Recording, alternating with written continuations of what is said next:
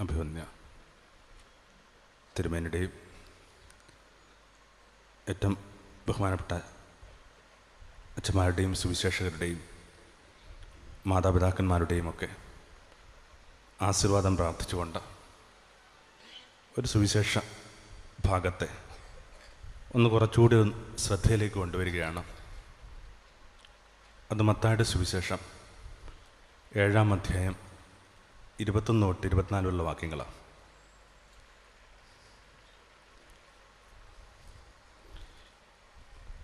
എന്നോട് കർത്താവേ കർത്താവേ എന്ന് പറയുന്നവനല്ല, സ്വർഗസ്നായ എൻ്റെ പിതാവിൻ്റെ ഇഷ്ടം നിറവേറ്റുന്നവനാണ് യഥാർത്ഥത്തിൽ യോഗ്യനായവൻ. കർത്താവേ, ഞങ്ങൾ നിൻ്റെ നാമത്തിൽ പ്രവചിക്കുകയും നിൻ്റെ നാമത്തിൽ ഭൂതങ്ങളെ പുറത്താക്കുകയും നിൻ്റെ നാമത്തിൽ വളരെ വീര്യപ്രവർത്തികൾ പ്രവർത്തിക്കുകയും ചെയ്തല്ലോ എന്ന് പലരും ആ നാളിൽ എന്നോട് പറയും. ഞാനോ അവരോട്, ഞാൻ ഒരു നാളും നിങ്ങളെ അറിഞ്ഞിട്ടില്ല, അധർമ്മം പ്രവർത്തിക്കുന്നവരെ എന്നെ വിട്ടുപോകുവിനെന്ന് തീർത്തു പറയും.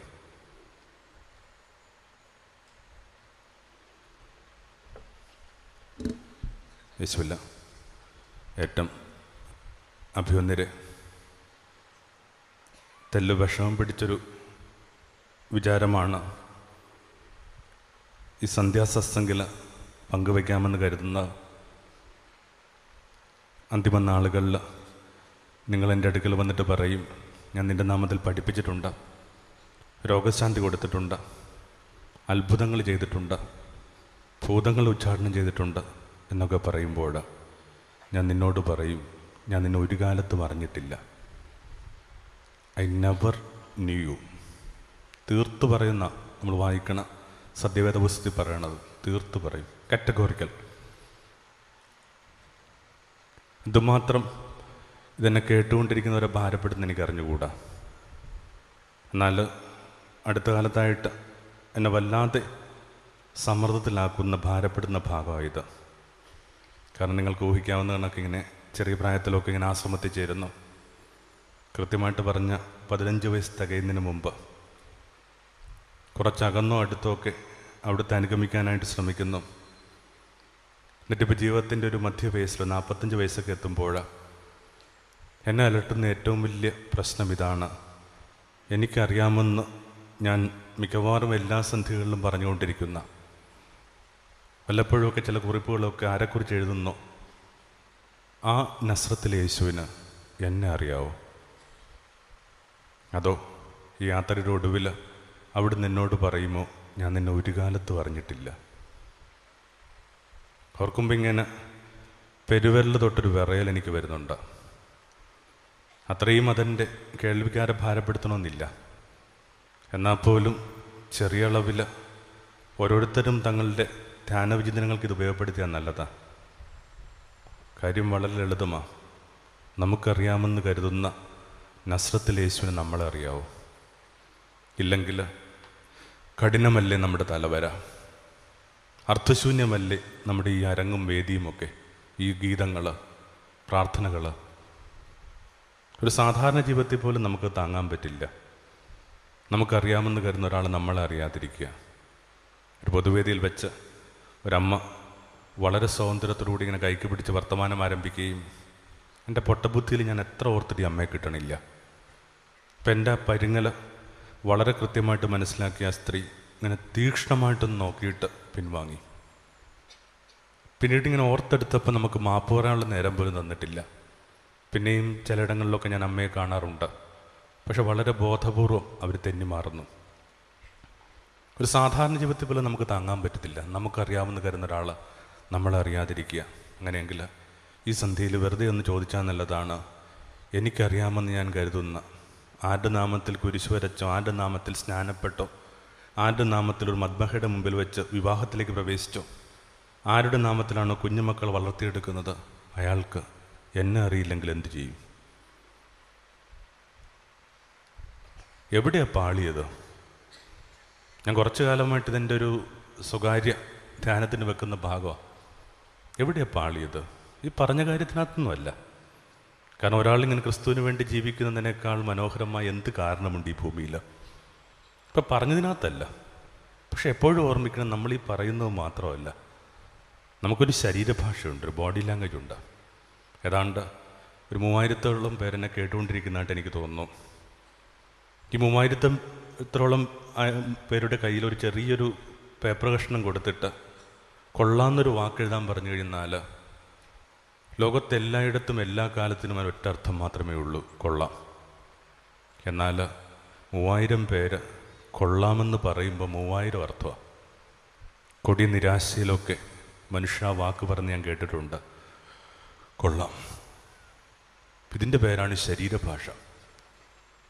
മനുഷ്യർക്ക് ശരീരഭാഷ ഉള്ളത് കണക്ക് വേദപുസ്തകത്തിനുണ്ട് ശരീരഭാഷ, ടെസ്റ്റുകൾക്കുണ്ട് ശരീരഭാഷ. അങ്ങനെയെങ്കിൽ ഈ ഒരു വായിച്ചു കേട്ട പാഠഭാഗത്തിൻ്റെ ശരീരഭാഷയ്ക്ക് ഒരു 5 പ്രശ്നങ്ങളുണ്ടെന്നൊക്കെ എനിക്ക് തോന്നുന്നു. ഞാൻ അതിനെ വളരെ വേഗത്തിലൊന്ന് പങ്കുവയ്ക്കുക. 5ഓളം പ്രശ്നങ്ങൾ. ഒന്ന്, നമ്മൾ ചെയ്യുന്നവ മാത്രമാണ് നമ്മളെന്ന് തെറ്റിദ്ധാരണ. Spirituality is equivalent to activity. എന്താ ആത്മീയെന്ന് ചോദിക്കുമ്പോൾ ഒരാൾ പറയുന്നു, പുലരിൽ എഴുന്നേൽക്കുന്നു, വേദപുസ്തകം വായിക്കുന്നു, കുഞ്ഞുങ്ങളെ ഉണർത്തി സങ്കീർത്തനങ്ങൾ ഉറക്കെ പാടുന്നു. ഞങ്ങളുടെയൊക്കെ ഒരു കാത്തലിക് ട്രഡീഷനിലാണെങ്കിൽ എല്ലാ ദിവസവും ദൂരമുള്ള പള്ളിയിലേക്ക് നടന്നു പോകുന്നു. 50 നോമ്പതൊക്കെ ആരംഭിക്കാൻ പോകുന്നു, കൃത്യമായ നോമ്പ് നോക്കുന്നു, ഞായറാഴ്ചകൾ ഉപവിപ്രവർത്തനങ്ങളിൽ ഏർപ്പെടുന്നു, രോഗികളെ പോയി സന്ദർശിക്കുന്നു. ഇങ്ങനെ ചെയ്യുന്ന കുറേ കാര്യങ്ങൾ, ഇതൊക്കെ കൂട്ടിച്ചേർന്നിട്ട് തന്നെ ആയിരിക്കാം ആത്മീയ. പക്ഷെ ഇത് മാത്രമാണോ ആത്മീയത? നമ്മൾ ചെയ്യുന്ന കാര്യങ്ങൾ മാത്രമാണോ നമ്മൾ? ഇത് നമുക്ക് ജീവിതവുമായിട്ട് പോലും ഉണ്ടാകുന്ന തെറ്റിദ്ധാരണയാണ്. നമ്മൾ ചെയ്യുന്നത് മാത്രമാണ് നമ്മളെന്ന് തെറ്റിദ്ധാരണ. ഒരു ഉദാഹരണത്തിനായിട്ട് ഇങ്ങനെ ചെറിയ ക്ലാസ്സിൽ അമ്മയെക്കുറിച്ച് 10 വാക്ക് എഴുതാനായിട്ട് അധ്യാപകൻ നമ്മളോട് ആവശ്യപ്പെട്ടപ്പോൾ നമ്മൾ എഴുതിയ 10 വാക്കും അമ്മ ചെയ്യണ കാര്യങ്ങളാണ്. അമ്മ പുലരിൽ എഴുന്നേൽക്കുന്നു, കട്ടൻ കാപ്പി തിളപ്പിക്കുന്നു, ഞങ്ങൾ വിളിച്ചുണർത്തുന്നു, അങ്ങനെ രാത്രി 11 മണിക്ക് അമ്മ പാത്രം മോറി കിടക്കുന്നു. അങ്ങനെ 10 ആക്ടിവിറ്റി, ക്രിയ. എന്നാൽ 40കളിലെത്തിയ ഒരാൾ അയാളുടെ അമ്മയെക്കുറിച്ച് എന്തെഴുതും? അമ്മ കൃത്യമായിട്ട് പറഞ്ഞാൽ വീടിനകത്തൊന്നും ചെയ്യുന്നില്ല. ഇപ്പം ഒരു സർജറിക്ക് ശേഷം ഇങ്ങനെ നിലത്ത് കാലുകുത്താൻ പോലും പറ്റാതെ അമ്മ ഇങ്ങനെ കുറേ നാളായിട്ട് കിടക്കയിലിരിക്കുക. ശരിക്കും അമ്മ എന്തായാലും അമ്മ ചെയ്യണ കാര്യങ്ങൾ മാത്രമല്ല. അതുകൊണ്ടാണ് ഇത്തിരി ഫിലോസഫി പഠിച്ച സമയത്ത് അത് പഠിപ്പിച്ച അധ്യാപകൻ എപ്പോഴും പറയുമായിരുന്നു, your being that matters, your being that matters. സത്താപരമായ നമ്മുടെ ചില നിലനിൽപ്പുകൾ തന്നെയാണ് പ്രധാനം. എൻ്റെ ഒരു സ്നേഹിതൻ്റെ വീട്ടിൽ കഴിഞ്ഞ 16 വർഷമായിട്ട് അമ്മ ഇങ്ങനെ തളർന്നു കിടക്കുകയായിരുന്നു. അമ്മ ആ വീടിനകത്ത് ചെയ്തുകൊണ്ടിരുന്ന ഒറ്റ കാര്യം മാത്രമാണ് ഇങ്ങനെ ഇമ അനക്കുക. അമ്മയുടെ ഇമ അനങ്ങുമ്പോൾ, കണ്ണിമ അനങ്ങുമ്പോഴാണ് അമ്മയ്ക്ക് വിശക്കുന്നെന്നും അമ്മയ്ക്ക് ശോധന ആവശ്യമുണ്ടെന്നും അമ്മയ്ക്ക് സങ്കടം വരുന്നൊക്കെ വീട് തിരിച്ചറിഞ്ഞത്. അങ്ങനെ ഇമ മാത്രം അനക്കിക്കൊണ്ടിരുന്ന അമ്മ കുറച്ച് നാളുകൾക്ക് മുമ്പ് മരിച്ചുപോയി. പെട്ടെന്ന് ആ വീടിനകത്തേക്ക് എന്തൊരു ശൂന്യതയാണ് വന്നത്.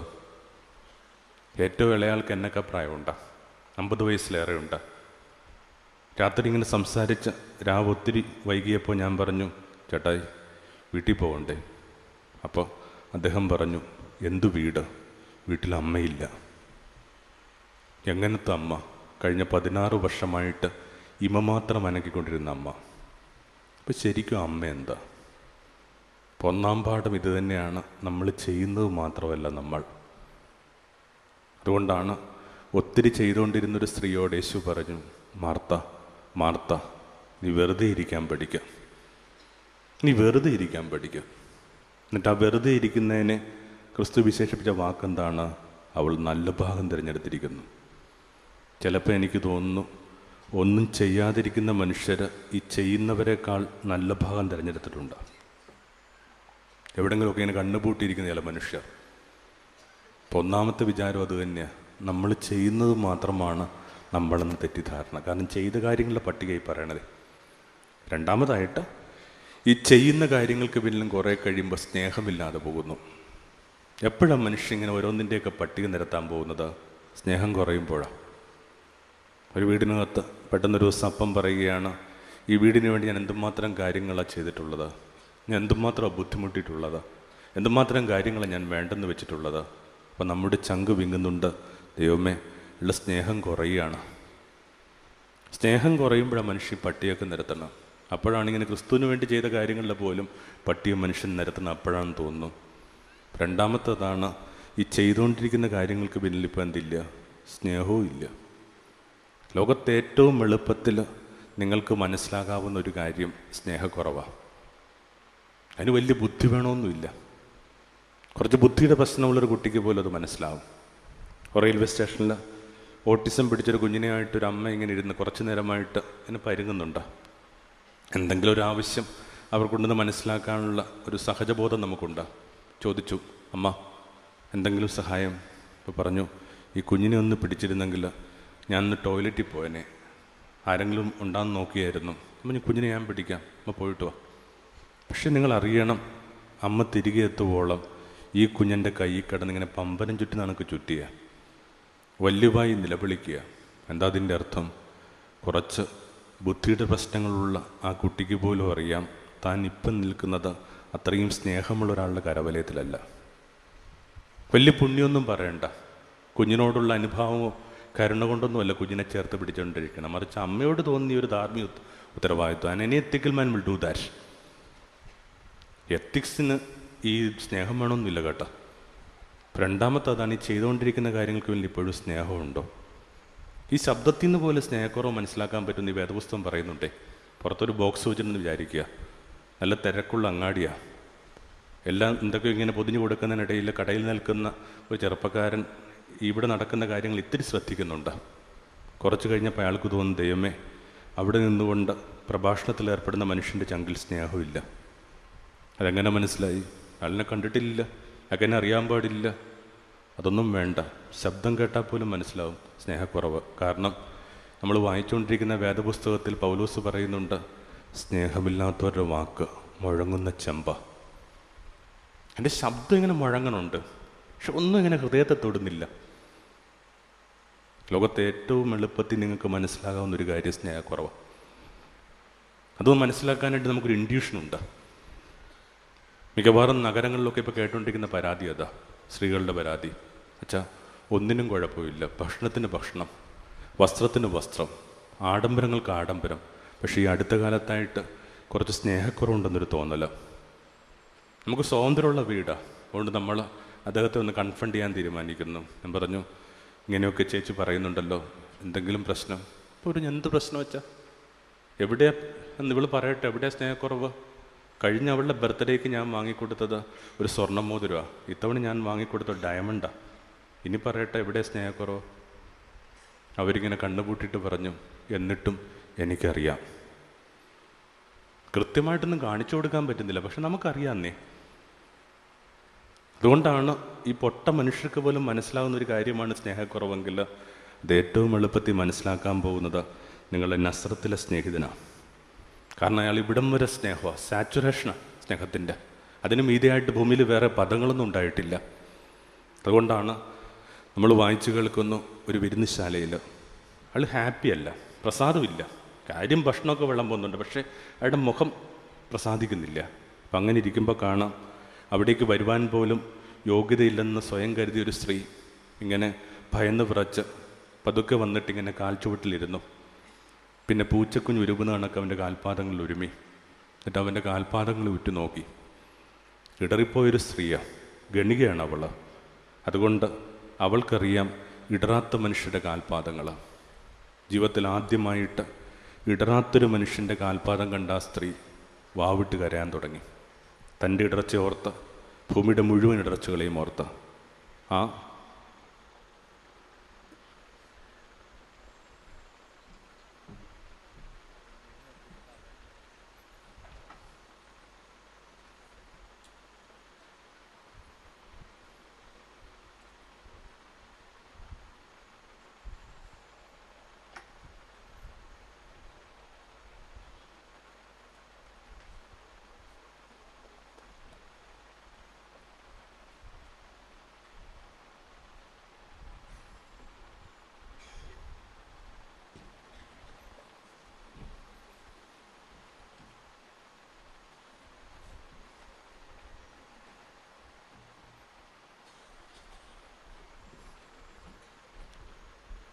ജീവിതത്തിൽ ആദ്യമായിട്ട് ഇങ്ങനെ ഇടറാത്തൊരു മനുഷ്യൻ്റെ കാൽപാദം കണ്ട് ഈ സ്ത്രീ വാവിട്ട് കരയാൻ തുടങ്ങി. ഭൂമിയുടെ മുഴുവൻ ഇടർച്ചകളെ ഓർത്തിട്ട്. എന്നിട്ട് കണ്ണീര് കൊണ്ട് പാദം കഴുകി തലമുടി കൊണ്ട് അത് തുടച്ച് പിന്നെ ഇങ്ങനെ തെരുതെരാ ചുംബിച്ചിരിക്കുമ്പോൾ അവൻ്റെ ആതിഥേയം മനസ്സിൽ വിചാരിച്ചു, ഏതുതരം സ്ത്രീയാണ് ഇവനെ തൊടുന്നവനറിയാവോ? നസ്രത്തിൽ നമ്മുടെ യേശുവിന് അറിയാവുന്ന ഒറ്റ കാര്യമാണ്. എന്താണത്? മനുഷ്യൻ്റെ ചങ്കിലൂടെ കടന്നു പോകുന്ന കാര്യങ്ങൾ വായിച്ചെടുക്കുക. അവിടുന്ന് കൃത്യമായിട്ട് വായിച്ചെടുത്തു. എന്നിട്ട് പറഞ്ഞു, ശിമയോനെ, നോക്കണം അവൾ എത്രമാത്രം സ്നേഹിക്കണുണ്ടെന്ന്. നോക്കണം അവൾ എത്രമാത്രം സ്നേഹിക്കണുണ്ടെന്ന്. അവിടെ ഇവിടെയൊക്കെ ഇങ്ങനെ സ്നേഹിക്കണ മനുഷ്യർ അവിടെ നിന്ന് നിലനിർത്തിയിട്ടുണ്ട്. എന്നിട്ട് നമ്മുടെ സ്നേഹക്കുറവിനെ ഇങ്ങനെ സ്നേഹപൂർവം പരാതിപ്പെടും, സ്നേഹപൂർവം ചൂണ്ടിക്കാണിച്ചു തരും. രണ്ടതാണ്, ഈ ചെയ്തുകൊണ്ടിരിക്കുന്ന കാര്യങ്ങൾക്ക് പിന്നിൽ ഇപ്പോഴും സ്നേഹമുണ്ടോ? എറണാകുളത്ത് ഒരു റിവോൾവിംഗ് റെസ്റ്റോറൻ്റ് ഉണ്ട്. ആ KSRTC ബസ് സ്റ്റാൻഡിനൊക്കെ അടുത്തായിട്ട്. തങ്ങളുടെ വിവാഹവാർഷികം ആഘോഷിക്കാനായിട്ട് എത്തിയ ഒരു പുരുഷനും സ്ത്രീയും. കാര്യമായ വിശപ്പൊന്നുമില്ല, അതുകൊണ്ടിങ്ങനെ പുറത്ത് നഗരക്കാഴ്ചകൾ ഇങ്ങനെ കറങ്ങുന്നതനുസരിച്ച് കണ്ടുകൊണ്ടിരിക്കുക.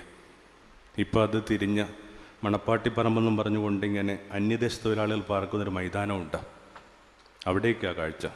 അവിടെ ഇങ്ങനെ അന്യദേശത്ത് നിന്നെത്തിയ കുറേ തൊഴിലാളികൾ, വിശേഷം ബംഗാളിലെ പണിക്കാരൊക്കെ ഉണ്ട്. ഉച്ചയായി കഴിഞ്ഞപ്പോൾ ഒരു കഞ്ഞിക്കലം നിറയെ കഞ്ഞിയുമായിട്ട് ഒരു സ്ത്രീ ഓടി വരികയാണ്.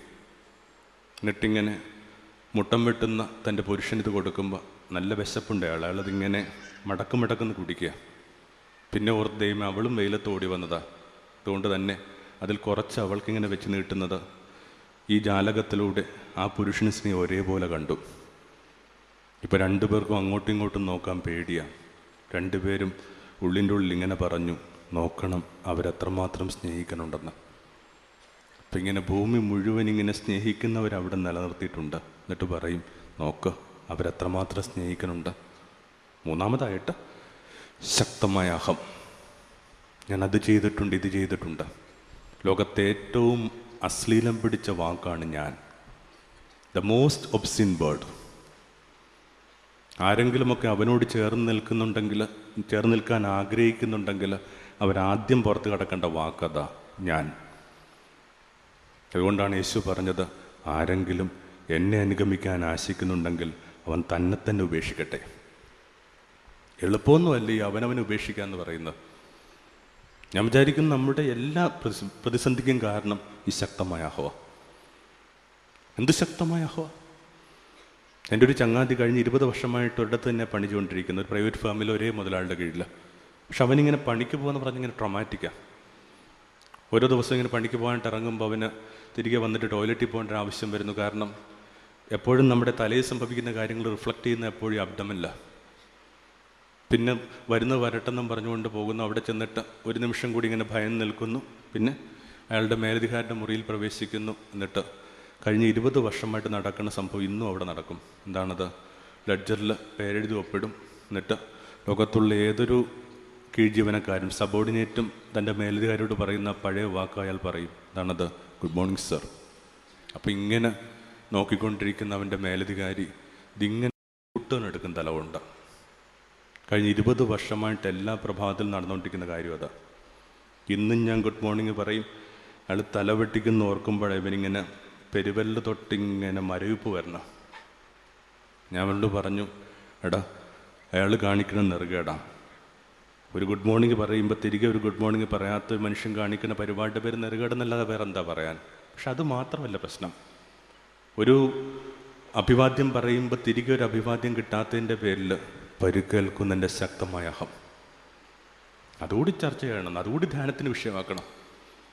വേണമെങ്കിൽ ഇവിടെ വെച്ച് പറയാൻ കൊള്ളാവുന്നൊരു വാക്കല്ല, എന്നാൽ പോലും ഒരു ചെറിയ മലയാള പദം കൊണ്ട് പരിഹരിക്കാവുന്ന പ്രശ്നമാണ്. എന്താണത്? വെറുതെ കണ്ണുപൂട്ടിയിട്ട് പറയണം, പോ പുല്ലേ.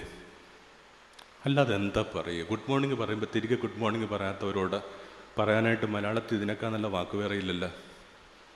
എന്നിട്ടും കഴിഞ്ഞ് 20 വർഷമായിട്ട് പോവില്ലെന്ന് പറയാൻ പോലും ധൈര്യമില്ലാതെ ഒരാൾ ജീവിക്കണ കാണുന്നില്ലേ? ചെറിയ പ്രായത്തിൽ കണ്ടൊരു നാടകമുണ്ട് കാവാലത്തിൻ്റെത്. ഗായകസംഘത്തിൻ്റെ കോറസ് ഇങ്ങനെയാണ്: അവനവൻ കടമ്പ പൊത്തോം പൊത്തോം, അവനവൻ കടമ്പ പൊത്തോം പൊത്തോം. ഓരോരുത്തരും തട്ടി വീണുകൊണ്ടിരിക്കണത് താനെന്ന് പറയുന്ന വലിയ കടമ്പത്. അതുകൊണ്ടാണ് ആരെങ്കിലുമൊക്കെ അവനോട് ചേർന്ന് നിൽക്കാൻ ആഗ്രഹിച്ചിട്ടുണ്ടെങ്കിൽ അവരൊക്കെ ആദ്യം അവനവനിൽ നിന്ന് പുറത്ത് കടന്നു. യോഹന്നാൻ തൊട്ട ആൾക്കൂട്ടം പറയുകയാണ്, ഇപ്പം നിന്നെ കേൾക്കാൻ ആരും വരുന്നില്ലല്ലേ? എല്ലാവരും കൂടി പോകുന്ന തച്ചച്ചെറുക്കൻ്റെ അടുക്കലേക്കാണല്ലോ. യോഹന്നാൻ എന്ത് പറഞ്ഞു? അതിനെന്താ, അവൻ വളരുകയും ഞാൻ കുറയുകയും വേണം. അവൻ വളരുന്ന അളവിൽ നിങ്ങൾ കുറയുകയോ അല്ലെങ്കിൽ നിങ്ങൾ കുറയുന്ന അളവിൽ അവൻ വളരുകയോ ചെയ്യും. ഓപ്പോസിറ്റ് പ്രൊപ്പോർഷനാണ്, രണ്ടും കൂടി ഒരുമിച്ച് പോകത്തില്ല.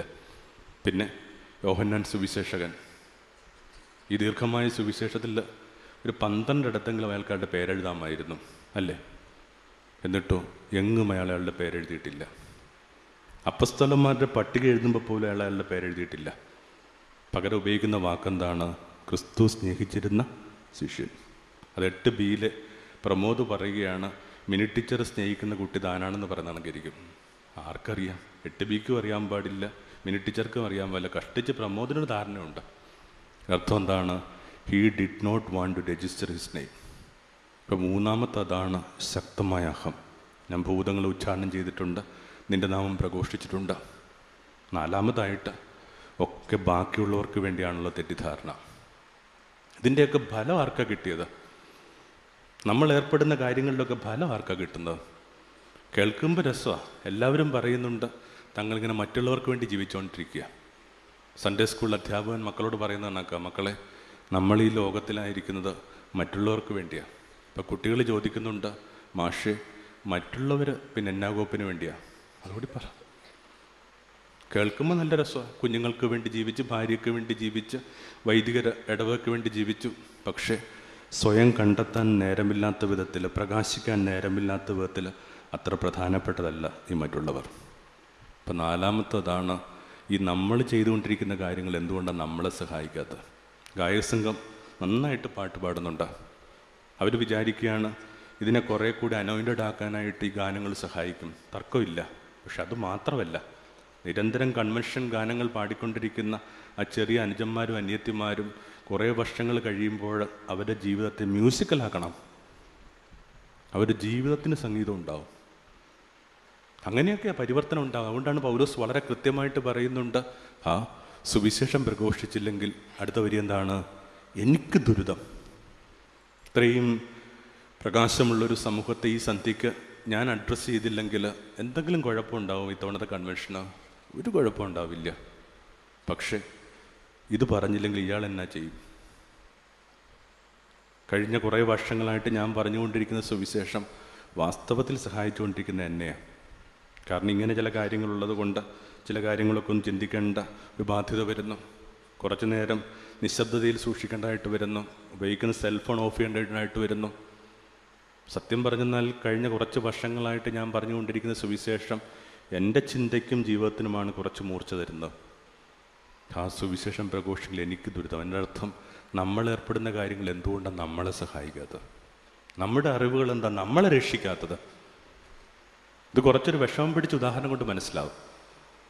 പൊതുവെ അമ്മമാർ പറയുന്ന ഇങ്ങനെ കുഞ്ഞുങ്ങൾക്ക് വേണ്ടി ഒത്തിരി ജീവിച്ച് മുലയൂട്ടി വളർത്തി, തർക്കമൊന്നുമില്ല. പക്ഷേ ഒരു വാദത്തിന് വേണ്ടി തിരിച്ചും പറയാം. എൻ്റെ ഒരു കൂട്ടുകാരിക്ക് 10 വർഷത്തിന് ശേഷമാണ് കുഞ്ഞുണ്ടായത്. അത്രയും വൈകി ആ കുഞ്ഞുണ്ടായത് കൊണ്ട് അവരാ കുഞ്ഞിന് വേണ്ടി നന്നായിട്ട് ഒരുങ്ങി. പക്ഷേ 9 മാസത്തിന് ശേഷം കുഞ്ഞിന് ജന്മം കൊടുത്തപ്പോൾ പിറന്നത് ഒരു മരിച്ചൊരു കുഞ്ഞാണ്. സ്റ്റിൽ ബോൺ, ചാപ്പിള്ളേ. വിഷമം പിടിച്ച ഉദാഹരണം ഞാൻ പറഞ്ഞു. പിന്നീട് കാണുമ്പോൾ ആ സ്ത്രീ പറയുകയാണ്, ബോബി എൻ്റെ ചങ്കിൽ ഒരു അമ്മിക്കല്ലിരിക്കണം, എൻ്റെ ചങ്കിൽ ഒരു അമ്മിക്കല്ലിരിക്കണം. സ്ത്രീകൾക്കും സ്ത്രീകളെ ആദരിക്കുന്ന പുരുഷന്മാർക്കും അതിൻ്റെ അർത്ഥം മനസ്സിലാവും. ചെറിയ മക്കളെയൊക്കെ നമ്മുടെ വീട്ടിൽ വിട്ടിട്ട് മിഡിൽ ഈസ്റ്റിലൊക്കെ ജോലിക്ക് പോകുന്ന നമ്മുടെ അനിയത്തി കുഞ്ഞുങ്ങളോട് ചോദിക്കുക, അവർ പറഞ്ഞു തരും ചങ്കിൽ അമ്മിക്കല്ലിരിക്കുന്നതിൻ്റെ അർത്ഥം. കഴിഞ്ഞ 9 മാസമായിട്ട് ഈ പിറക്കാൻ പോകുന്ന കുഞ്ഞിന് വേണ്ടി അമ്മയുടെ മാറ് മൃദുലമായിക്കൊണ്ടിരിക്കുകയായിരുന്നു. ഇപ്പം മുലയുണ്ണാൻ കുഞ്ഞില്ല. അമ്മ ഇനി എന്നാ ചെയ്യും? ഇപ്പം അവൾക്കറിയാം, മുലയുണ്ണുന്ന വഴി അമ്മ കുഞ്ഞിനെ സഹായിക്കുക മാത്രമല്ല, മുലയൂട്ടുന്ന വഴി അമ്മ കുഞ്ഞിനെ സഹായിക്കുക മാത്രമല്ല, തിരികെ കുഞ്ഞമ്മയെ സഹായിക്കുന്നുണ്ട്. റെസിപ്രോക്കൽ നമ്മൾ പറയും. നമ്മൾ ഏർപ്പെട്ടുകൊണ്ടിരിക്കുന്ന കാര്യങ്ങളൊക്കെ നമ്മളെ എന്തുമാത്രം സഹായിക്കുന്നുണ്ട്. 5-മതായിട്ട് ആ ഭാഗം അവസാനിക്കുന്ന ഇങ്ങനെയാണ്, അധർമ്മം പ്രവർത്തിക്കുന്നവരെ എല്ലാം നകന്നു പോവുക, അനീതി പ്രവർത്തിക്കുന്നവരിൽ നകന്നു പോവുക. അപ്പം അതാണ് അതിൻ്റെ ഭരതവാക്യം. അനീതി പ്രവർത്തിക്കാൻ നകന്നു പോവുക. എന്തുകൊണ്ടാണ് നമ്മുടെ ആത്മീയ ആന്തരിക ജീവിതം നമ്മളെ കുറേ കൂടി നീതിബോധമുള്ളവരാക്കാത്തത്? ബൈബിള് ഒരാൾക്ക് വേണ്ടി ചാർത്തിക്കൊടുക്കുന്ന ഏറ്റവും നല്ല പദങ്ങളിലൊന്നാണ് അയാൾ നീതിമാനാ. ഞാൻ ചിലപ്പോൾ ആലോചിക്കാറുണ്ട്, എന്നെ എങ്ങനെയായിരിക്കും എൻ്റെ കൂട്ടുകാർ അടയാളപ്പെടുത്താൻ പോവുക? ചിലപ്പോൾ കരുതിയേക്കും അയാൾ കുറച്ച് മനുഷ്യപ്പറ്റുള്ള ഒരാളാണ്, എമ്പതിയുള്ള ഒരാളാണ്. പക്ഷെ അതുകൊണ്ട് കാര്യമില്ല. ഞാൻ കടന്നുപോയി കഴിയുമ്പോൾ എൻ്റെ സ്നേഹിതർ എന്നെങ്ങനെ വിലയിരുത്തണം? അയാൾ നീതിമാനായ ഒരു പുരോഹിതനായിരുന്നു. Just please righteous. നീതിമാനായ അപ്പൻ, നീതിമാനായ അമ്മ, നീതിമാനായ ഓട്ടോക്കാരൻ, നീതിമാനായ അധ്യാപിക. ആ വിശേഷണം അർഹിക്കുന്നുണ്ടോ എൻ്റെ ജീവിതം? നമുക്കറിയാം അഷ്ടഭാഗ്യങ്ങൾ. കുഞ്ഞുങ്ങളോട് ചോദിച്ചെന്നാൽ പച്ചവെള്ളം കണക്ക് പറഞ്ഞു തരും ആ 8 കാര്യങ്ങൾ. പക്ഷേ 8 കാര്യങ്ങളെന്ന് പറയുമ്പോഴും അതിനകത്ത് 7 കാര്യങ്ങളേ ഉള്ളേ. എന്താ അഷ്ടഭാഗ്യം എന്ന് പറയുന്നത്? ഒരുമിച്ച് ക്രിസ്തു പറഞ്ഞ കാര്യങ്ങളായിട്ടൊന്നും ആരും തെറ്റിദ്ധരിക്കരുത്.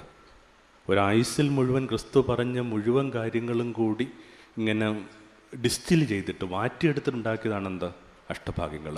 അങ്ങനെയെങ്കിൽ ക്രിസ്തുവിൻ്റെ മൂല്യബോധത്തിൻ്റെ പട്ടിക ഏതാ?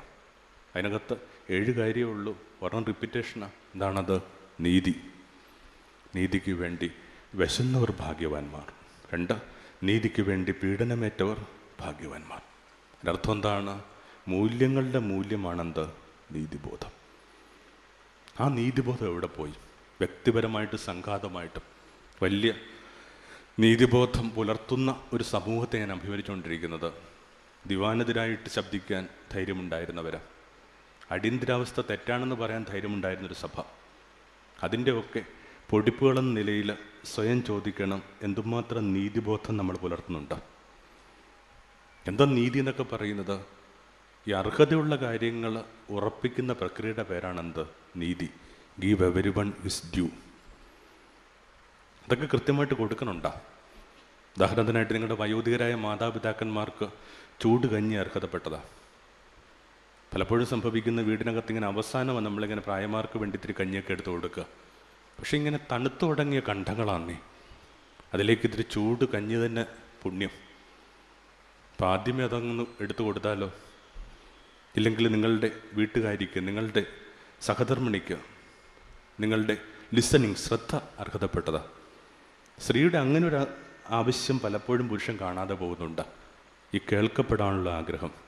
എത്ര കുറച്ചാ നിങ്ങൾ നിങ്ങളുടെ സ്ത്രീയെ കേൾക്കുന്നത്? അവൾ എന്തെങ്കിലുമൊക്കെ പറഞ്ഞു തുടങ്ങുമ്പോൾ നമ്മൾ പറയുന്നു, നീ അധികം വിസ്തരിക്കേണ്ട, നീ കാര്യങ്ങളൊക്കെ മനസ്സിലാവുന്നുണ്ട്.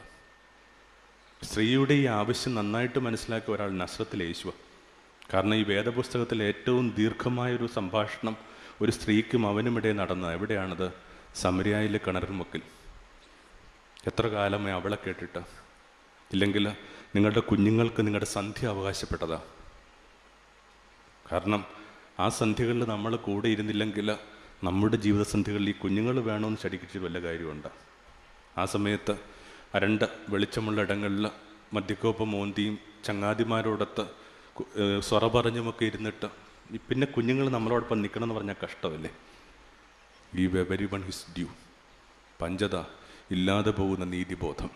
അടുത്തിടെ എന്തെങ്കിലുമൊക്കെ ഈ നീതിയുടെ പ്രവർത്തനങ്ങളിൽ ഏർപ്പെടുന്നവരുടെ ഒരു ഒരുമ കോഴിക്കോട് ഒരിടത്ത് വെച്ച് നടന്നു. എന്നെ സങ്കടപ്പെടുത്തിയ കാര്യം ഇതാണ്, ഇങ്ങനെ പേരിന് പോലും ഒരു ക്രൈസ്തവ നാമധാരിയില്ല. പേരിന് പോലും. എവിടെ പോയി ഈ നീതിബോധമുള്ള നമ്മുടെ മക്കൾ? എവിടെ പോയി? ഒരു റിട്രീറ്റ് സെൻ്ററിലാണ് ഞാൻ നിൽക്കുന്നത്. അവിടെ ഇങ്ങനെ ഒരു 5 ദിവസത്തെ ധ്യാനം കഴിഞ്ഞിട്ട് പോകുന്ന ചെറുപ്പക്കാരൻ്റെ മുറി വന്നിട്ട് പറഞ്ഞു, വെച്ചാൽ ഞാൻ 5 ദിവസം ചില കാര്യങ്ങളൊക്കെ കേട്ടുകൊണ്ടിരുന്നപ്പോൾ ഒരു കാര്യം തീരുമാനിച്ചു. എന്താണത്? വീട്ടിൽ അമ്മ കുറേ വർഷങ്ങളായിട്ട് ഇങ്ങനെ തളർന്ന് കിടപ്പുണ്ട്. കുറച്ച് ദാരിദ്ര്യമൊക്കെ ഉള്ളതുകൊണ്ട് അമ്മയുടെ കാര്യമായിട്ട് ശ്രദ്ധിക്കാൻ പറ്റിയിട്ടില്ല. എന്തായാലും ഒരു കാര്യം തീരുമാനിച്ചിട്ടുണ്ട്. എന്താണത്? അമ്മയ്ക്ക് ഇനി എത്ര ദിവസം ഉണ്ടെന്ന് അറിഞ്ഞുകൂടാ. എത്ര ദിവസം ഉണ്ടെങ്കിലും മരിക്കോളം അമ്മയെ മഹാറാണിയെ നോക്കണക്ക് നോക്കാച്ച. എന്നിട്ട് കണ്ണ് തുടച്ച് ഇങ്ങനെ മുണ്ടും മടക്കി പുറത്തേക്ക് പോവുകയാണ്. മരിക്കോളം അമ്മയെ മഹാറാണിയെ നോക്കണക്ക് നോക്കാം. അങ്ങനെ പറഞ്ഞ് പുറത്തേക്ക് പോകുന്ന ചെറുപ്പക്കാരൻ ചുമട്ടുതൊഴിലാളിയായ മകൻ പറയണം, അമ്മയെ മഹാറാണിയെ കണക്ക് നോക്കാം. ആ മനുഷ്യൻ്റെ പേരാണ് എന്ത്? Spiritual being. അതാണ് കൃത്യമായ ആത്മീയ മനുഷ്യൻ. അപ്പം ഇങ്ങനെ 5ഓളം പ്രശ്നങ്ങളുണ്ട് ഇതിനകത്ത്. 1, നമ്മൾ ചെയ്യുന്നത് മാത്രമാണ് നമ്മളെന്ന് തെറ്റിദ്ധാരണ. 2, ഈ ചെയ്യുന്ന കാര്യങ്ങൾക്ക് പേരിൽ ഇങ്ങനെ കണ്ണ് നനയണില്ല, വെറ്റ് ഐസ്. എത്ര കാലമായി ഓരോ കാര്യങ്ങൾ ഏർപ്പെട്ട ഈ കണ്ണ് നനഞ്ഞിട്ട്. 3, ശക്തമായ അഹം. 4, ഒക്കെ ബാക്കിയുള്ളവർക്ക് വേണ്ടിയാണുള്ള തെറ്റിദ്ധാരണ. 5, ഇല്ലാതെ പോകുന്ന നീതിബോധം. ആട്ടെ, ഇങ്ങനൊരു മെലങ്കോളിക് വിഷമം പിടിച്ച വിചാരം പറഞ്ഞ് അവസാനിപ്പിക്കാൻ പാടില്ല. കാരണം ഇത് സുവിശേഷ പന്തല. സുവിശേഷം എന്ന് പറയുന്നത് നല്ല കാര്യം പറയുക, പ്രതീക്ഷ പറഞ്ഞു കൊടുക്കുന്ന വിളിക്കുന്ന വാക്കാണ് എന്താ സുവിശേഷം. ഞാൻ ഇതിനൊന്ന് മാറ്റി പറയുകയാണ്. അല്ല, നിശ്ചയമായും അവിടെ നിങ്ങളെ തിരിച്ചറിയും, തർക്കമൊന്നുമില്ല കേട്ടോ. യാത്രയുടെ ഒടുവിൽ അവിടുത്തെ അങ്കണത്തിലെത്തുമ്പോൾ അവിടെ നിങ്ങളെ തിരിച്ചറിയും. കാര്യം പറഞ്ഞു വരുമ്പോൾ 30,000 ദിവസങ്ങളുടെ കേസ് കെട്ടായി ജീവിതമേ. 80നെ 365 ഗുണിച്ചാൽ കിട്ടുന്ന 30,000-ലും താഴെയാണ്. നിങ്ങളുടെ കുട്ടികളൊക്കെ പ്രൊഫഷണൽ കോഴ്സിന് പഠിക്കുന്നുണ്ടെങ്കിൽ അവനോ അവൾക്കോ കൊടുക്കേണ്ട ഒരു സെമസ്റ്റർ ഫീസ് പോലും അല്ല എന്താ 30,000. അപ്പം ആകപ്പാട് അക്കൗണ്ട് ബുക്കിൽ 30,000 ദിവസങ്ങളുള്ള മനുഷ്യരെ ഒന്ന് വിചാരിച്ചോളണം, ഈ 30,000 ദിവസങ്ങളുടെ ഒടുവിൽ എനിക്ക് എന്നാ സംഭവിക്കും? What will happen to me after spending this 30,000 days? നമ്മൾ കാലാകാലങ്ങളായിട്ട് ഈ കൺവെൻഷൻ പന്തലിൽ പറഞ്ഞുകൊണ്ടിരിക്കുന്നത് എന്താണ്? അന്ന് നമ്മളവൻ്റെ മുഖം ദർശിക്കുന്നു. അപ്പോൾ അവൻ നമ്മളെ അറിയും, നിശ്ചയമായിട്ട് അറിയും കേട്ടോ. എന്താണ് ഈ അറിയാനുള്ള മാനദണ്ഡമെന്ന് വേഗത്തിൽ പറഞ്ഞ് അവസാനിപ്പിക്കുക. അറിയാനായിട്ട് ഒറ്റ മാനദണ്ഡമേ ഉള്ളൂ. ചില പൊതു ഇടങ്ങൾ ഉണ്ടാക്കിയെടുക്കുക, സമാനതകൾ ഉണ്ടാക്കിയെടുക്കുക, പാരസ്പര്യം ഉണ്ടാക്കിയെടുക്കുക. കാരണം അങ്ങനെയുള്ളവർക്ക് പെട്ടെന്ന് തിരിച്ചറിയാൻ പറ്റും. പക്ഷെ 2 പേർക്ക് തമ്മിൽ തിരിച്ചറിയണമെങ്കിൽ അവർക്കിടയിൽ എന്തെങ്കിലും ഒരു പൊതുഘടകം ഉണ്ടാവണം, എ കോമൺ കോമ്പണൻറ്റ്. ഒരു പെൺകുട്ടിയുടെ ഭർത്താവ് പട്ടാളത്തിൽ കൊല്ലപ്പെട്ടു. ഒരാൾക്ക് അവളെ ആശ്വസിപ്പിക്കാൻ പറ്റണില്ല. അവളിങ്ങനെ വല്യമായി നിലവിളിച്ചുകൊണ്ടിരിക്കുക. അപ്പോൾ അവളുടെ ക്യൂൻ വിക്ടോറിയ ആണെന്ന് എൻ്റെ ഓർമ്മ, ഇവളെ കാണാനായിട്ടെത്തി. എന്നിട്ട് ഈ ചെറിയ മകളെ ചേർത്ത് പിടിച്ചിട്ട് പറഞ്ഞു, കൊച്ചേ, ഞാനും ഒരു വിധവയാണ്. അപ്പോൾ അവളിങ്ങനെ ഈ സ്ത്രീ മഹതിയെ നോക്കി, എന്നിട്ട് പതുക്കെ തൻ്റെ ശിരസ് അവരുടെ നെഞ്ചോട് ചേർത്ത് കടന്നു. സ്വസ്ഥയായി. എന്താ എൻ്റെ സൂചന? ഒരു വിധവയ്ക്ക് വേറൊരു വിധവയെ മനസ്സിലാവും, വേറെ ആർക്കും അല്ല കേട്ടോ. അവരുടെ മക്കൾക്ക് പോലും അല്ല. മക്കൾക്ക് ആപ്പാടെ മനസ്സിലാവുന്ന ഒറ്റ കാര്യമാണ്, അമ്മയോടൊപ്പം ഇപ്പം അപ്പയില്ല. അമ്മയോടൊപ്പം ഇപ്പം അപ്പയില്ലാത്ത എൻറ്റിറ്റി അല്ല വൈധവ്യം, അതിനൊക്കെ കഠിനമാണ്, സങ്കീർണമാണ്. അപ്പം ഇങ്ങനെ ഒരേപോലെ നിൽക്കുന്നവർക്ക് നന്നായിട്ട് മനസ്സിലാവും. അങ്ങനെയെങ്കിൽ നസ്രത്തിൽ യേശുവിനും എനിക്കുമിടയിൽ മനസ്സിലാകണമെങ്കിൽ 3 സൂചനകൾ എടുത്താൽ നല്ലതാണ്. 1, ഒരേപോലെ പരിക്കേറ്റിൻ്റെ അടയാളം. പഞ്ചക്ഷതങ്ങളുണ്ട്. 2 കരങ്ങളിൽ, 2 പാദങ്ങളിൽ, 1 വിലാവിൽ. ഉയർപ്പിക്കപ്പെട്ടിട്ടും അവനത് കൊണ്ട് നടക്കുന്നുണ്ട്. തോമസിനെയൊക്കെ കാട്ടുന്നുണ്ടല്ലേ, വന്നെൻ്റെ ക്ഷതങ്ങൾ കാണാം. അപ്പോൾ ഒന്നതാണ്, ഒരേപോലെ പരിക്കേറ്റിൻ്റെ അടയാളമുണ്ട്. അതെനിക്ക് ഉറപ്പാണ്. ഇവിടെ ഇരിക്കുന്ന ഈ മുഴുവൻ പേരുടെയും ചങ്കിലുണ്ട് ചില പരിക്കേറ്റിൻ്റെ അടയാളം, ഒരു തർക്കവും ഇല്ല. അപ്പോൾ 1ാമത്തെ ടെസ്റ്റ് പാസ്സായി. കാരണം സാത്താൻ ഈ മനുഷ്യനെ പറ്റിക്കുന്നേ, അവൻ നമ്മളെ പറ്റിക്കുന്ന ചങ്ങാതിയായിട്ട് വന്നിട്ടാണ്. അവൻ നമ്മുടെ ചരിത്രത്തിലേക്ക് വരുന്നത് പോലെ ഇങ്ങനെ ചങ്ങാതിയായിട്ട് വേഷം കെട്ടിയ. ആട്ടെ, സാത്താൻ ഇങ്ങനെ ക്രിസ്തുവായിട്ടൊക്കെ വേഷം കെട്ടി വന്നാൽ എന്നാ ചെയ്യും? ശകലം താടിയും മുടിയൊക്കെ വളർത്തി ചുവന്ന അങ്കിയൊക്കെ ഇട്ട് വന്നാൽ എന്നാ ചെയ്യും? അവനെ പുറത്തു കൊണ്ടുവരുന്ന വളരെ എളുപ്പമാണ്. അവനോട് പറയണം, ചേട്ടായി നിങ്ങളുടെ 5 മുറിവൊന്ന് കാണിച്ചു തരാമോ? 2 പാദങ്ങളിൽ, 1 വിലാപ്പുറത്ത്, 2 ഈ കരങ്ങളിൽ. അയാൾ എവിടെ നിന്ന് കാണിക്കാനാ? അല്ലേ തന്നെ എന്തെങ്കിലും മുറിവ് ഉടലിലോ മനസ്സിലോ കൊണ്ട് നടക്കുന്ന ആളുടെ പേര് സാത്താൻ എന്നാണോ? അത് പാടില്ലെന്ന് പറയുന്നവൻ്റെ പേരാണെന്ത്? സാത്താൻ. ക്രിസ്തു പറയുകയാണ്, മനുഷ്യപുത്രന് ഒത്തിരി പീഡാനുഭവങ്ങളിൽ കടന്നു പോകേണ്ടതായിട്ട് വരും. അപ്പോൾ പത്രോസ് എന്നാ പറഞ്ഞു? നിനക്കത് സംഭവിക്കാതിരിക്കട്ടെ. അപ്പോൾ യേശുവിനെ വിളിച്ച വാക്കാണെന്ത്? സാത്താനെ. എൻ്റെ അർത്ഥം എന്താണ്? പരിക്കേൽക്കരുന്ന് പറയുന്ന ആളുടെ പേരാണെന്ത്? സാത്താൻ. അപ്പോൾ അയാൾ എവിടെ നിന്ന് ഇത് കാണിച്ചു തരിക? പൊളിപ്പിച്ച് വെച്ച വാലിങ്ങനെ പുറത്തേക്ക് നീട്ടി താഴ്ത്തി വെച്ച കൊമ്പ് വാനോളം ഉയർത്തി അയാൾ നമ്മളെ കൊഞ്ഞനം കാട്ടി ഓടിപ്പോവും. അപ്പം അത്രയേ ഉള്ളൂ ഇയാളെ പുറത്തു കൊണ്ടുവരാനുള്ള മാർഗം. അപ്പോൾ ശരീരത്തിൽ 5 മുറിവുണ്ടോ? പഞ്ചക്ഷതം ഉണ്ടോ? എന്താ ഈ പഞ്ചക്ഷതമെന്ന് കൃത്യമായിട്ട് അറിയണമെങ്കിൽ ഒരു കാര്യം കൂടി പറഞ്ഞു തരാം. ഒരു 40 വയസ്സിന് മീതെ ഉള്ളവരെ, അവരുടെ മാതാപിതാക്കന്മാർ ഇവിടെ വരാനുള്ള സാധ്യത തീരെ കുറവാണ്.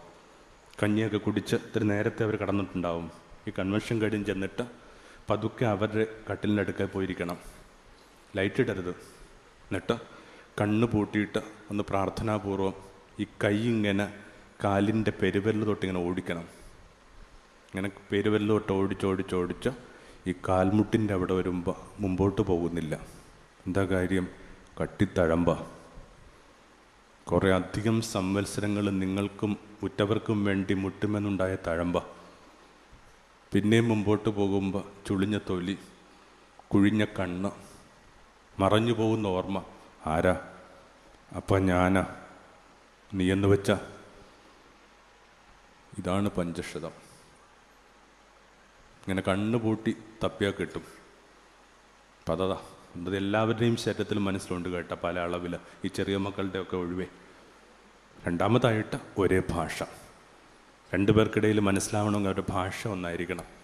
അന്യനാട്ടിൽ ചെന്ന് പെട്ടുപോയി.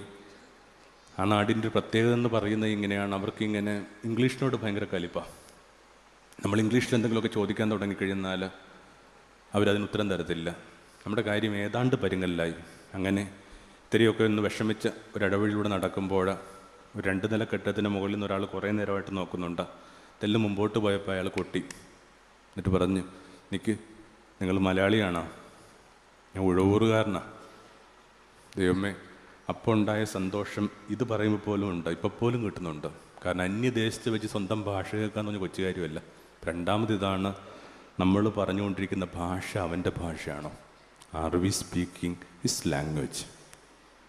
അവൻ്റെ ഭാഷയുടെ പേര് സുവിശേഷം എന്നാണ്. നമ്മുടെ ഭാഷ സുവിശേഷം. സുവിശേഷം എന്ന് പറയുമ്പോൾ ഈ പുസ്തകത്തിലുള്ള കാര്യങ്ങൾ മാത്രമല്ല കേട്ട, നമ്മൾ അനുദിന ജീവിതത്തിൽ പറഞ്ഞുകൊണ്ടിരിക്കുന്ന എല്ലാ കാര്യങ്ങളും സുവിശേഷമാണ്. സാരമില്ല, പോട്ട, വിട്ടുകള, ഞാനിതൊക്കെ എന്നെ മറന്നു, ഇതിൻ്റെ പേരാ സുവിശേഷം. ഈ പദങ്ങളൊക്കെ എവിടെ പോയി? സാരമില്ലെന്നൊക്കെ പദമൊക്കെ എവിടെ പോയി? ഭാഷയിൽ നിന്ന് ഇപ്പോൾ ഇല്ലാതെ പോണ പദങ്ങളാണ്. എക്സ്റ്റിങ്വിഷിങ് സ്പീഷീസ് എന്നൊക്കെ നമ്മൾ പറയും. അത് കണക്ക് ഇങ്ങനെ ഭാഷയിലും ചില വാക്കൊക്കെ ഇല്ലാതെ പോകുന്നു. പോട്ട, സാരമില്ല, വിട്ടുകള. ഞാൻ ഓർക്കുന്നുണ്ട്, ഒരു മകൻ അവൻ്റെ CA പരീക്ഷ ഇത്തവണയും തോറ്റു. 30 വയസ്സ് കഴിയുന്നുണ്ട്.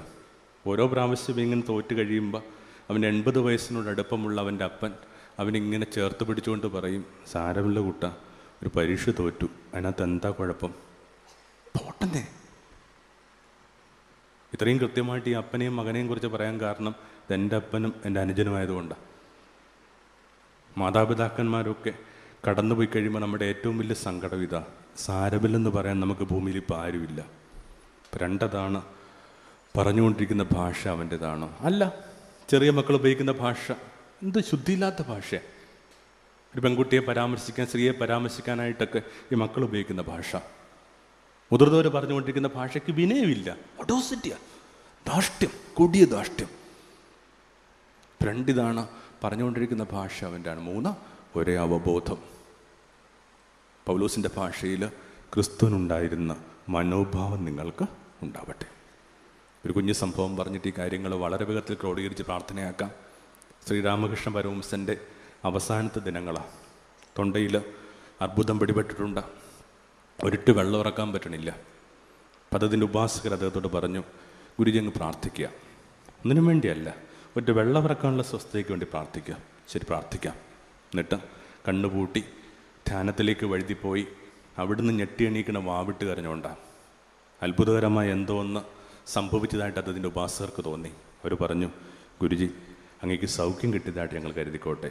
അത് പറഞ്ഞു, ഇല്ല, സൗഖ്യമൊന്നും കിട്ടിയില്ല. ഞാൻ ഭഗവാനോട് പ്രാർത്ഥിക്കുകയായിരുന്നു, ഭഗവാനെ ഒരിട്ട് വെള്ളമിറക്കാനുള്ള സ്വസ്ഥത. അപ്പോൾ ഭഗവാനോട് ചോദിച്ചു, രാമകൃഷ്ണ, ആരാ നിൻ്റെ ചുറ്റിനും നിൽക്കുന്നത്? എൻ്റെ ഉപാസകര. അവർ ഭക്ഷിക്കുന്നുണ്ടോ? ഉണ്ട്. പാനം ചെയ്യുന്നുണ്ടോ? ഉണ്ട്. ശ്വസിക്കുന്നുണ്ടോ? ഉണ്ട്. നടക്കുന്നുണ്ടോ? ഉണ്ട്. രാമകൃഷ്ണ, അവരിലൂടെ ഭക്ഷിക്കുകയും പാനം ചെയ്യുകയും ശ്വസിക്കുകയും സഞ്ചരിക്കുകയും ഒക്കെ ചെയ്യുന്നത് നീ തന്നെയാണല്ല. പിന്നെ നിനക്കെന്തിനാടാ സൗഖ്യം?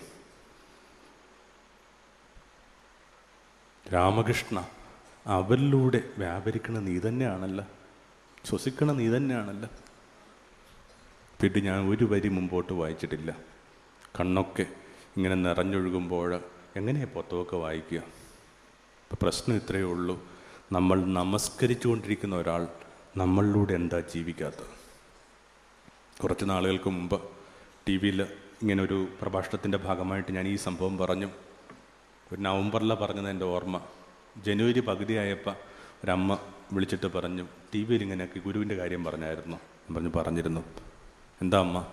അല്ല, ഞങ്ങളത് നന്നായിട്ട് ശ്രദ്ധിച്ചു. എന്താ കാര്യം? വീട്ടിൽ അപ്പയ്ക്കും തൊണ്ടയ്ക്ക് അർബുദമാണ്. എന്നിട്ടോ ആ ക്രിസ്മസിന് അദ്ദേഹം പറഞ്ഞു, ഇത്തവണ കിട്ടാവുന്ന മുഴുവൻ മീൻതരങ്ങളും വാങ്ങണം, മാംസം വാങ്ങണം, എന്നിട്ട് നമുക്ക് വലിയൊരു ഊണുണ്ടാക്കണം, വിരുന്നുണ്ടാക്കണം. ഞങ്ങൾ പറഞ്ഞു, വേണ്ട, അപ്പയ്ക്ക് കഴിക്കാൻ പറ്റാത്ത ഒന്നും ഈ വീടിനകത്ത് ഞങ്ങൾ വെക്കില്ല. അദ്ദേഹത്തിന് തൊണ്ടയിൽ പ്രശ്നമുണ്ടെന്ന് അറിഞ്ഞ് നാളെ തൊട്ട് വീട്ടിൽ പച്ചക്കറി മാത്രമേ വെച്ചിട്ടുള്ളൂ. ഇത്തവണയും പച്ചക്കറി ക്രിസ്മസ് തന്നെ മതി. അപ്പോൾ അദ്ദേഹം ഞങ്ങളെ നോക്കി ചിരിച്ചുകൊണ്ട് പറഞ്ഞു, അതിനെന്താ, നിങ്ങളിലൂടെ ഭക്ഷിക്കുന്നത് ഞാൻ തന്നെയല്ലേ. ഇതായിരുന്നു ഞങ്ങളുടെ അവസാനത്തെ ക്രിസ്മസ്. ആദ്യത്തെ ആളുടെ പേര് രാമകൃഷ്ണ പരമഹംസൻ, രണ്ടാമത്തെ ആളുടെ പേര് മൂക്കന്നൂരിലെ അങ്കമാലിക്കടുത്തൊരു സ്ഥലമാണ് ജോർജ് ഏട്ടൻ. ആദ്യത്തെ ആൾ ഇത്രയും പ്രകാശമുള്ളൊരു മനുഷ്യന് ഭാരതം ജന്മം കൊടുത്തിട്ടില്ല. വിവേകാനന്ദയുടെ 150-ാം വാർഷികം ഒക്കെയാണ്. പക്ഷേ വിവേകാനന്ദൻ്റെ ഗുരുവാണ് പരമഹംസൻ. ഒരു 4 മടങ്ങെങ്കിലും അദ്ദേഹത്തെക്കാൾ പ്രകാശമുള്ള ആൾ. രണ്ടാമത്തെ ആൾ കൃഷിക്കാരനാണ്. എന്നിട്ടും രണ്ടുപേരും ഒരേപോലെ സംസാരിക്കുന്നു. വിജ്ഞാനികളിൽ നിന്നും വിവേകികളിൽ നിന്നും മറച്ചു വെച്ച കാര്യങ്ങൾ തമ്പുരാൻ ഇപ്പോഴും തൻ്റെ കുഞ്ഞു മക്കൾക്കും ഗ്രാമീണർക്കും വെളിപ്പെടുത്തി കൊടുക്കുന്നുണ്ട്. ആമേൻ. ഇപ്പം 3 അതാണ്. നമ്മൾ നമസ്കരിക്കുന്ന ഒരാൾ നമ്മളിലൂടെ എന്താ ജീവിക്കാത്തത്? നമ്മൾ വിളിക്കുന്ന വാക്കാണെന്ത്? Same consciousness. Same consciousness. അവൻ്റെ അവബോധം തന്നെയാണോ നമ്മൾ പുലർത്തുന്നത്? അതുകൊണ്ടാണ് കൊളോസ്യക്കാർക്ക് എഴുതിയ ലേഖനത്തിൽ നിന്ന് 1-ാം അധ്യായം 26-ഉം 27-ഉം വാക്യം ഈ രാത്രി ഒന്ന് വായിച്ചേക്കണം. ഇതാണത്.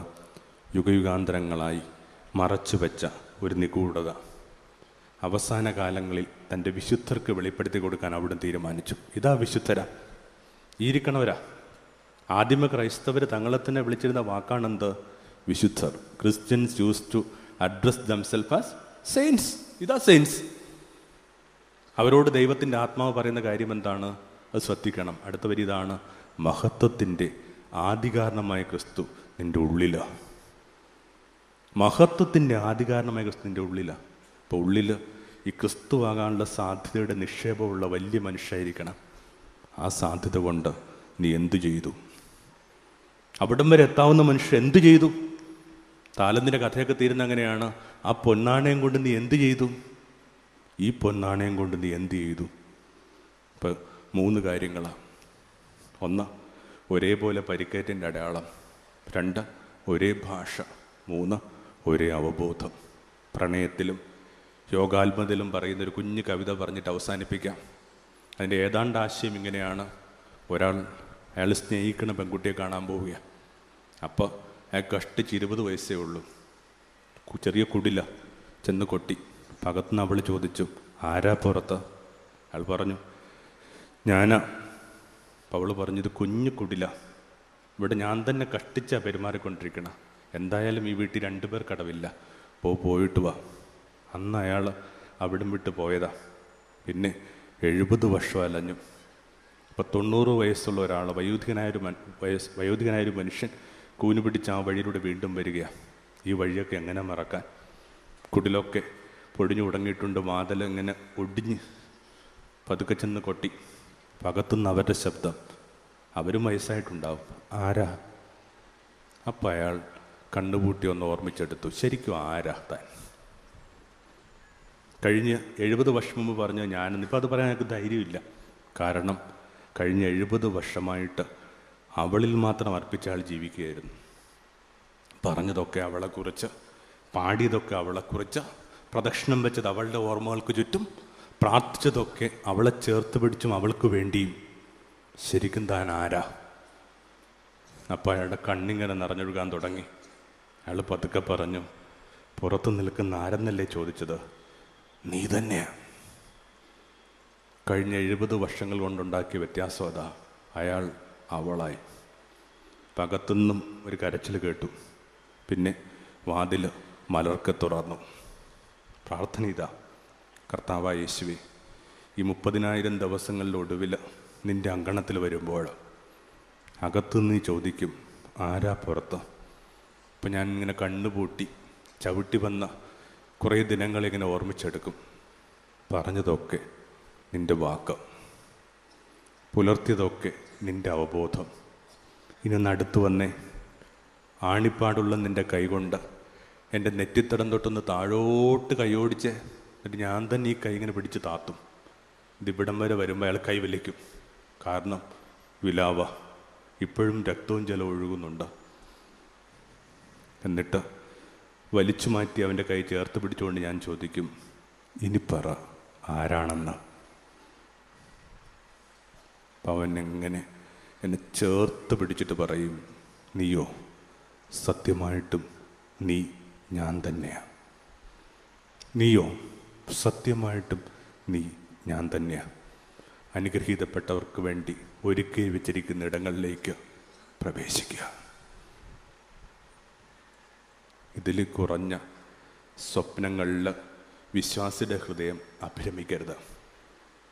വിശ്വാസിക്ക് ഇതിനേക്കാൾ കുറഞ്ഞൊരു സ്വപ്നമുണ്ടാവരുത്. ഒടുവിൽ അയാളും ഞാനും ഒന്നാകുമെന്നുള്ള സ്വപ്നം. അതിന് അവിടുന്ന് നമ്മളെ സഹായിക്കും. യാത്രയുടെ ഒടുവിൽ നിശ്ചയമായിട്ട് നമ്മൾ തമ്മിൽ പരസ്പരം തിരിച്ചറിയുകയും ചെയ്യും. ആമേൻ.